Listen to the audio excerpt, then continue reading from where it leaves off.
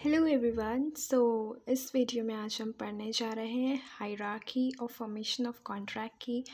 हम इस first step तक कैसे अपना मतलब हमारा कॉन्ट्रैक्ट फॉर्मेशन किस किस स्टेप से होकर बनता है। So whatever sections I have written here are all under the ambit of Indian contract act 1872.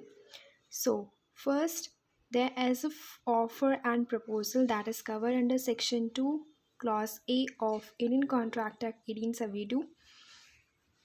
जब इस ऑफ़र और प्रपोज़ल, ऑफ़र हम यूज़ करते हैं इंग्लिश लॉ के अंदर और जो प्रपोज़ल है वो हम यूज़ करते हैं इंडियन लॉ के अंदर। तो जब ऑफ़र या प्रपोज़ल का एक्सेप्टेंस हो जाता है तो we come under the ambit of section 2 clause B, and when the acceptance happens of offer and proposal it becomes promise.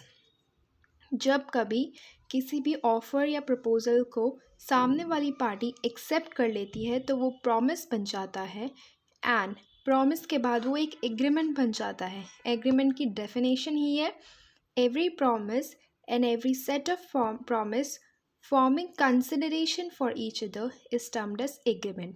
यानी यहाँ पे कंसिडरेशन का होना बहुत ज़रूरी है। इसको हम एक एग्जांपल से समझते हैं। समझिए ए एक पार्टी है, बी एक पार्टी है। इन दोनों के बीच में होता है एग्रीमेंट कि ए जो है उसे बी को अपनी वॉच सेल करेगा, बी उसे देगा 2000 रुपीज़। तो यहाँ पे प्रॉमिस तो है ना, every promise and every set of promise ये तो फुलफिल हो गया कि वो ए उसे वॉच देगा, वो उसे पैसे देगा। तो यहाँ पे जो पैसे है 2000 रुपीज़ वो कंसिडरेशन हो गया।